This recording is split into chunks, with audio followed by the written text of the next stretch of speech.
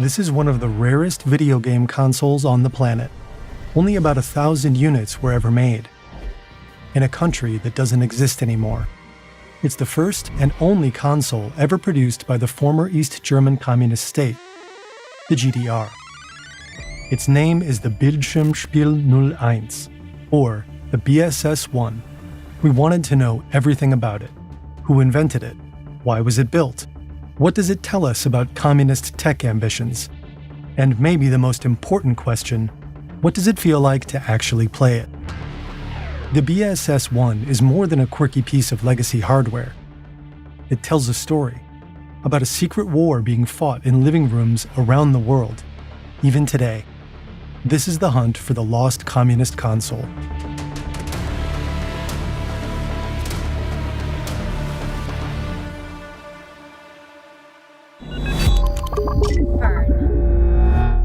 Hey, this is Jonas. You might recognize my voice. I'm the guy with the accent and one of the founders of Fern. The guy you heard in the intro just now is Don. He's one of our writers, a native speaker and blessed with a much smoother voice than mine.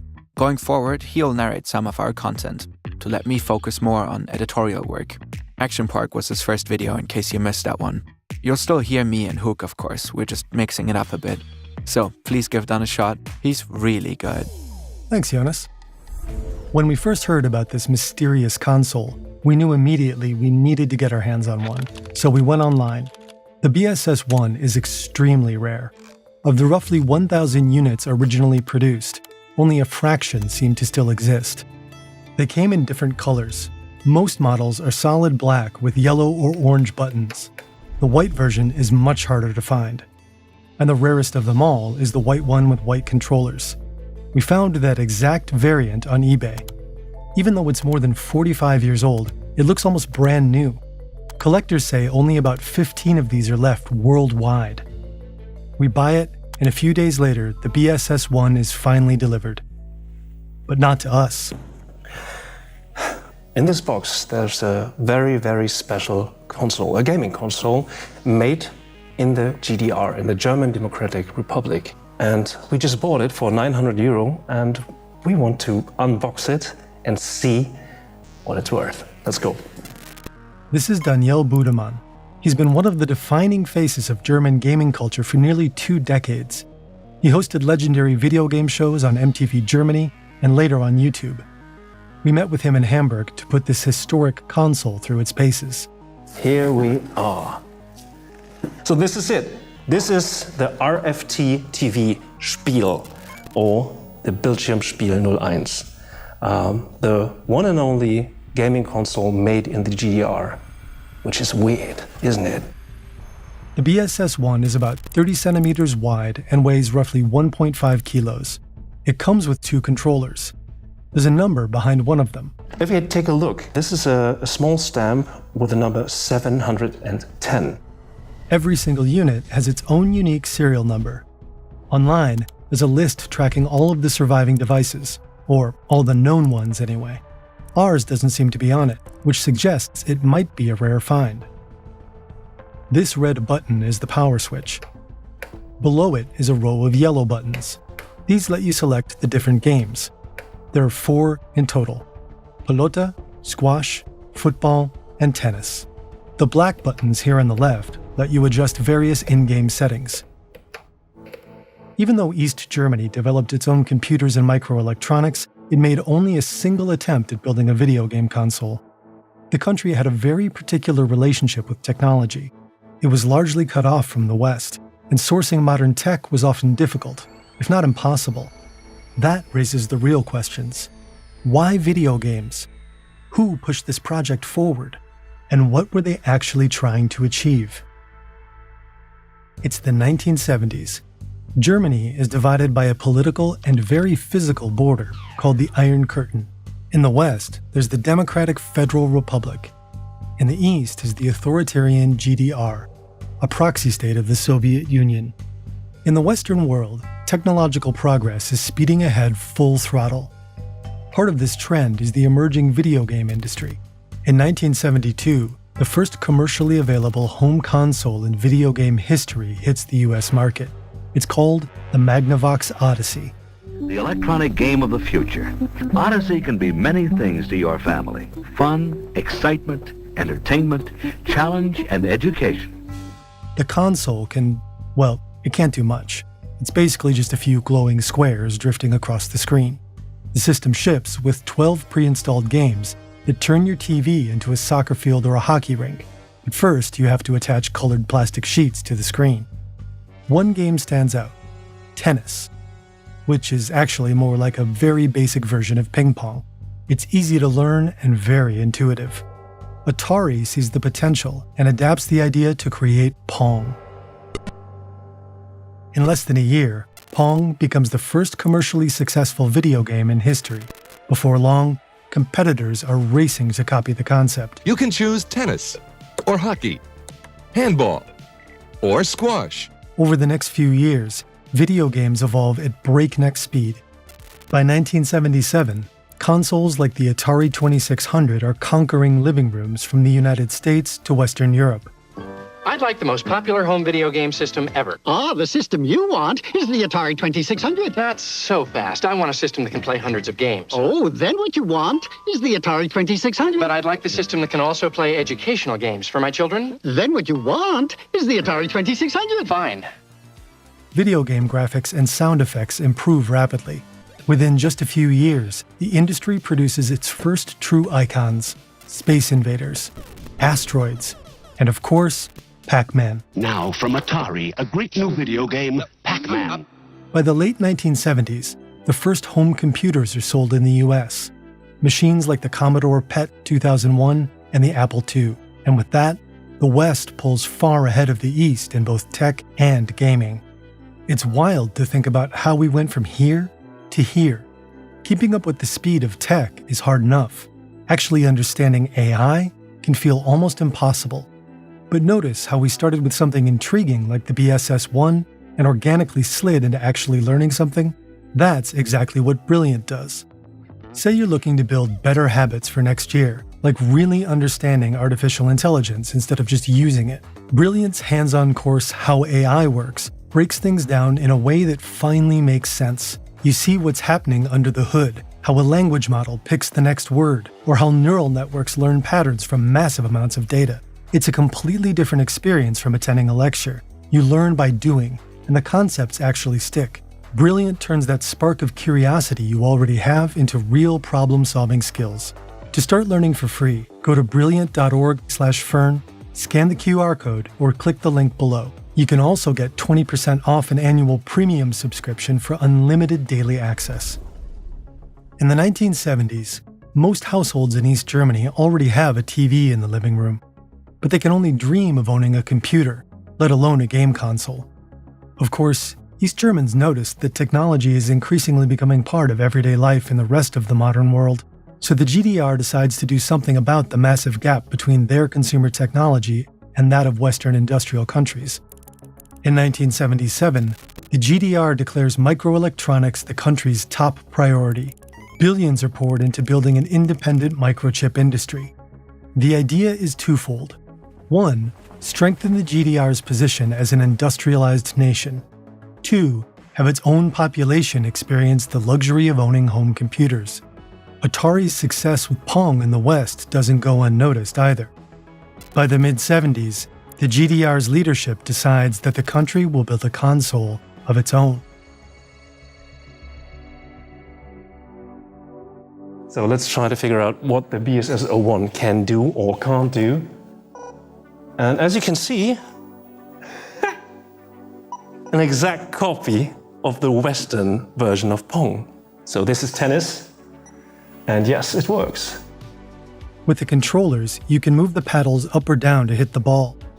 With these black buttons on the left, you can adjust in-game settings like paddle size or ball speed. So now you got the hard mode of Pong. Interesting. Let's try soccer. Ooh, all right, interesting. So we get squash. Ah, interesting, all right. And let's try a game which is called Pilota. But I don't know what Pilota means actually. Let's make it faster, maybe that's interesting, all right. A match ends once one of the two players makes it to 15 points. or when you get bored, like Danielle here. I think this is it. So much for legacy gameplay, but for the GDR, achieving even this took tremendous effort. In the 70s, there were quite a few manufacturers producing microelectronics in the GDR. To boost efficiency and streamline administration, several factories were usually integrated into so-called combines. Every combine ultimately reported to the government, or more specifically, to the State Secretary for Electronics and Engineering. At the time, that position is held by a man named Carl Neindl. His job is to turn the GDR into a microelectronics powerhouse. Neindl isn't your stereotypical party bureaucrat. He's a trained electrical engineer with a reputation for knowing exactly what he's talking about. He's strict, uncompromising, and he doesn't tolerate sloppiness. If anyone underperforms, Neindl won't hesitate to fire them on the spot. His colleagues call him Revolver Carl. The semiconductor plant in Frankfurt Oder is the GDR's largest manufacturer of microelectronics. The factory produces electronic components for devices like radios and TVs. Sometime around 1976 or 77, Revolver Carl shows up at the plant. He has an Atari console in his hands and a chip with Pong on it. His order is simple and non-negotiable. Build this. Like all Eastern Bloc states, the GDR is a planned economy, meaning capital, resources, and labor are all allocated from the top. The engineers get to work. But how are they supposed to build this thing? Their biggest headache is the main chip. Since 1949, a coalition of Western industrial nations known as COCOM has been coordinating and controlling exports to the Eastern Bloc. Their goal is to stop communist states from using advanced Western technology for military purposes. One item embargoed by COCOM is high-performance microchips. Anything too powerful or modern is blacklisted and can't legally be exported to the GDR. The country lacks both the cutting-edge hardware and the money to develop such chips on their own. But the chip used in the Atari is the American AY3-8500. It's so low-end that it slips past the blacklist, so the GDR engineers import it. The chip sits here, right at the heart of the console. The other components were either manufactured in the GDR or imported from other Soviet states. For example, the speaker up here in the top right comes from Tesla, a state-owned company in former Czechoslovakia. This piece in the top left is the power transformer that supplies electricity to the console. The RF modulator in the center converts the signals coming from the console to a format that TV receivers can handle. The plastic casing was also produced in the GDR. The colors weren't necessarily an aesthetic choice. Factories just used whatever material happened to be available at the time. In 1979, the first BSS-1 rolls off the production line. The GDR now has its very own game console, and the country has big plans for it. The regime hopes to get young people excited about technology. If East Germany ever wants to catch up to the West, it needs a population that understands computers and a workforce capable of building them. Party leaders also see video games as an instrument of power, a chance to showcase socialist progress and the ability to innovate just like the West. But reality quickly catches up. The BSS-1 has a steep price tag. It costs roughly half of what an average East German citizen makes per month. Most consoles end up in state-run youth centers, where kids can at least play in them together. The dream of a successful East German game console never materializes. Production stops just 2 years after the initial launch. Plans to build a follow-up model with color output are briefly considered, but never pursued. Instead, the plant moves on to manufacturing another piece of cutting-edge tech: radio alarm clocks. But the GDR isn't ready to give up on gaming just yet. In the mid-80s, East Germany commissions the development of the Polyplay, a coin-operated arcade machine. It's far more technically advanced than the BSS-1 and comes with twice as many games. It features games like Hare and Wolf, which is basically a Pac-Man ripoff. You could enjoy target practice in a classic shooting gallery, chase butterflies, or go on a virtual deer hunt. Up until the very end, the GDR firmly believed in the power of video games, especially over young people. In 1988, an East German researcher and educator wrote, "Computer games objectively tend to help children take in the ideas and values of socialism through play and its imaginative appeal." 1 year later, the Berlin Wall came down. The GDR ceased to exist, and with it, the country's gaming ambitions.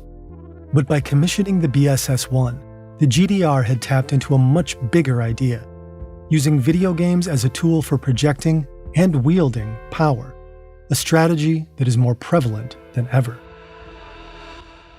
Over the past decade, another communist country has quietly become a global gaming powerhouse: China. Since 2015, tech giant Tencent has been buying stakes in gaming companies all over the world. Today, Tencent is the largest video game company on the planet. It absolutely dominates the rapidly growing market for mobile games. China is also considered a pioneer in esports. In recent years, blockbuster Chinese titles have been drawing real attention in the West. But for the Chinese government, video games are more than just a profitable industry. They're also a strategic tool for broadcasting a positive image of the country to the rest of the world. In 2019, the country published official guidelines encouraging developers to weave traditional Chinese culture into video games. The action RPG Black Myth: Wukong, released in 2024, has become a massive international hit. It's a huge success for China's gaming industry, and also for the Chinese government. The state wasn't directly involved in creating the game, but party officials still frame it as a win for the nation. So this game alone did more to popularize Chinese cultural narratives internationally than many former propaganda campaigns because of, the content itself that's in the video game. Many Chinese video games are heavily censored. China has to, keep a positive image of itself, and that includes doing censorship to any, speeches or behavior that violates what China wants to show to the world. Since companies like Tencent are closely tied to the state, user data can easily wind up in the wrong hands. Despite these risks, China is becoming more and more attractive to Western tech companies. It's already the world's second largest gaming market. And Europe and the US are increasingly important markets for China's gaming industry too. China may just be on track to achieve what East Germany could only dream of, using gaming to project power.